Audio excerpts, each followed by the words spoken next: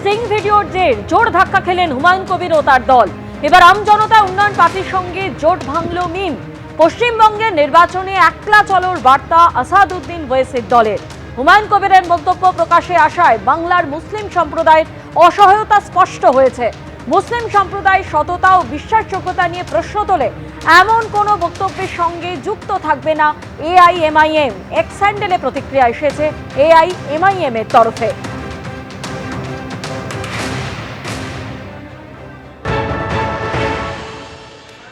কালকে সোশ্যাল মিডিয়ায় একটা ভিডিও ভাইরাল হয় হুমায়ুন কবির সাহেবের।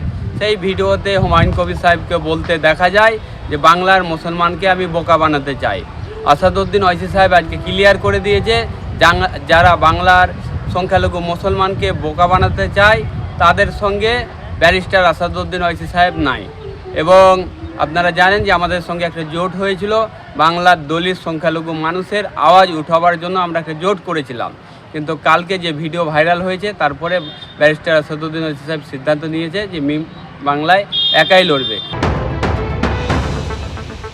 উনি একটা প্রেস মিট করেছিলেন 25 তারিখে, আর 1 এপ্রিল আমার জমায়েত করা একটা জনসভায় অতিথি হিসেবে গিয়ে বক্তব্য রেখেছেন। এটাই, তার বাইরে মিমের কোনো অস্তিত্ব পশ্চিমবাংলায় আমি ব্যবহার করিনি। ওনারা যখন সিদ্ধান্ত নিয়েছে আমি আজকে থেকে মিমকে নিয়ে কোনো কথা বলব না।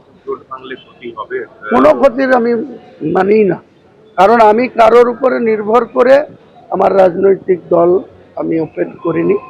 ওনাদেরকে চেয়েছিলাম, ওনারা এসেছিলেন, ওনারা কেন সেটাকে ভেঙেছেন সেটা ওনারাই ব্যাখ্যা করবেন, আমি এই ব্যাপারে কোনো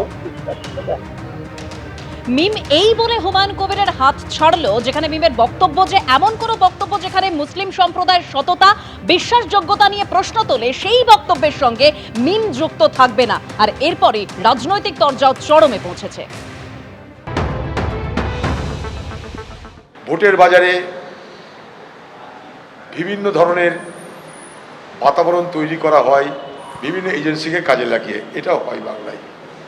তো স্বাভাবিকভাবেই এগুলো সত্য মিথ্যা নিয়ে আমার স্পষ্ট কোনো ধারণা নেই, কিন্তু যে ভাইরাল ভিডিও হয়েছে তাতে একটা জিনিস প্রমাণিত হয়েছে যে মানুষের মৌলিক সমস্যাকে বাদ দিয়ে কে হিন্দু কে মুসলমান, কোথায় মন্দির কোথায় মসজিদ, এই রাজনীতি বাংলায় কিন্তু আজ মমতা ব্যানার্জির নেতৃত্বে সুপ্রতিষ্ঠিত। একদিকে বিজেপি, একদিকে মমতা ব্যানার্জি, তারা পশ্চিমবঙ্গে সুপ্রতিষ্ঠিত করেছে যে ধর্মকে নিয়ে, ধর্মের মেরুকরণ নিয়ে কিভাবে রাজনীতি করতে হয়, এবং তাদের সেই শিক্ষায় তাদের দলের যারা অধস্তন তারা শিখছে। এই হুমায়ুন কবির তার কাছেই শিখেছে কি করে মুসলমান ভোট এদিক ওদিক করতে হয়, কী করে মুসলমানদের ব্যবহার করে হিন্দু মুসলমানের মধ্যে বিভাজন তৈরি করে অধীরচদিকে হারাতে হয়, দাঙ্গা করাতে হয়। কার করা স্টিং অপারেশন এক তা ভিডিও দেখা গেছে। অদ্ভুত কথা বলছে মিমের সঙ্গে হুমায়ুনের জোট ভেঙেছে, তাহলে সিপিএম এর কি আছে এখানে? বলছে আপনি ওর সাথে দেখা করেছিলেন। আরে ও তো তৃণমূলের মন্ত্রী ছিল, সেদিন পর্যন্ত তৃণমূলের এমএলএ ছিল, তার আগে কংগ্রেসের নেতা ছিল, এমএলএ ছিল, তার আগে বিজেপির লোকসভা ক্যান্ডিডেট হয়েছিল। সব ভুলে গেলে হবে নাকি? এই ধরনের নেতাদেরকে টাকা পয়সা দিয়ে ভোটের আগে তৈরি করা হয়। আমার কাছে তো প্রশ্ন হচ্ছে 2011-তে তৃণমূল কত কোটি টাকা পেয়েছিল বিজেপির কাছ থেকে? তার মানে এটা দিয়ে একটা এস্টাবলিশড হলো পশ্চিমবঙ্গে কালো টাকা, কোটি কোটি টাকা ঘুরছে। আর এই স্টিং ভিডিও নিয়ে বিজেপির কি বক্তব্য, দিলীপ ঘোষ কি বলছেন শুনুন। না, আমি তো ভিডিও দেখিনি, শুনছি হাজার হাজার কোটি টাকা নাকি ডিল হচ্ছে। হুমায়ুন কবিরের কি মূল্য আছে তাকে লোকে হাজার কোটি টাকা দেবে? তার নিজের পার্টি নাই, তার নিজের ক্যান্ডিডেট নাই, কোনো রীতিনীতি নাই। তো এরকম ভিডিও তো অনেক বেরোয় ইলেকশনের সময়, জানি না, সেটা তো উনি উত্তর দেবেন যদি হুমায়ুন কবির বলে থাকে। আর কার সঙ্গে ডিল, কার সঙ্গে অ্যালায়েন্স হবে সেটা তো ওরা ঠিক করবে, কোন পার্টি কার সঙ্গে করছে, বিজেপি কি করবে। এই স্টিং ভিডিওর কারণেই মিম কিন্তু আমজনতা উন্নয়ন পার্টির সঙ্গে সম্পর্ক ছিন্ন করে দিল। জানি কুণাল ঘোষ কি বলেছেন, শোনাবো। দেখুন, এই মিম বলুন বা অন্যান্য যে দল, আমরা বারবার বলি এদের কাজকর্মটা বিজেপির ফেভারে যায়। 5 বছর এদের মানুষের সুখ দুঃখে দেখা যায় না, আপদে বিপদে দেখা যায় না, তখন শীত গ্রীষ্ম বর্ষা, মমতা ব্যানার্জি বর্ষা। ভোটের আগে হঠাৎ উড়ে এসে তারা এমন কিছু কাজকর্ম করেন যাতে কিছু মানুষ বিভ্রান্ত হয় এবং ভোটটা ভাগ করার চেষ্টা করেন, যেটা বিজেপির ফেভারে যায়। তো ওরা এসেছিলেন, এসে আবার হুমায়ুনের সঙ্গে দোস্তি করেছিলেন। তো হুমায়ুনের সঙ্গে দোস্তির পর এত অ্যালায়েন্স হলো, এখন হুমায়ুন ফেসে গেল হুমায়ুনের ঢোল।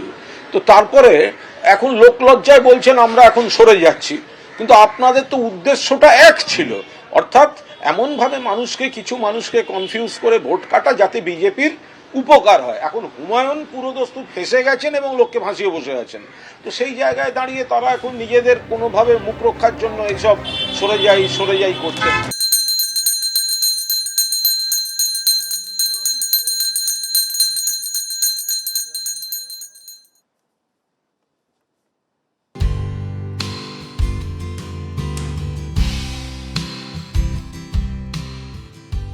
একদা রাজনৈতিক গুরু সুভাষ চক্রবর্তীর স্ত্রী রমলা চক্রবর্তীকে হারিয়ে 2009 সালে বিধানসভায় প্রবেশ, তারপর 2011, 2016, 2021 হ্যাট্রিক।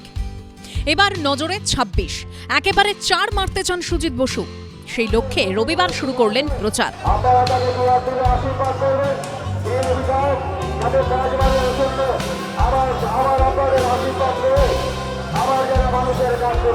একদিকে বিধায়ক ও মন্ত্রী, তার উপর শ্রীভূমির শারদোৎসবের হর্তাকর্তা।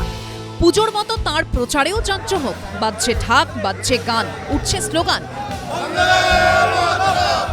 হাতে হাতে প্রার্থীর কাট আউট, ওপর থেকে মাথায় পড়ছে ফুলের পাপড়ি, ফুল মালা টিপ পরিয়ে প্রার্থীকে বরণ করছেন স্থানীয়রা।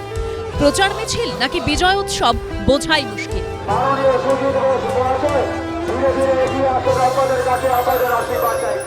প্রচুর মানুষ রাস্তায় নেমেছে, আর এটুকু বলতে পারি এই মিছিল থেকে প্রমাণ করছে যে আবার তৃণমূল সরকার হবে এবং সুজিত বসু জিতবে। আজকে আপনার যে প্রথম মেগা র্যালি, সেটা তো মোটামুটি একটা বিজয় মিছিলের চেহারা নিয়েছে দেখতে পাচ্ছি, ঢাক গান সবকিছু মিলিয়ে। এমনি হয়, আমাদের শুরুটা এমনি হয়, শেষটা এমনি হয়।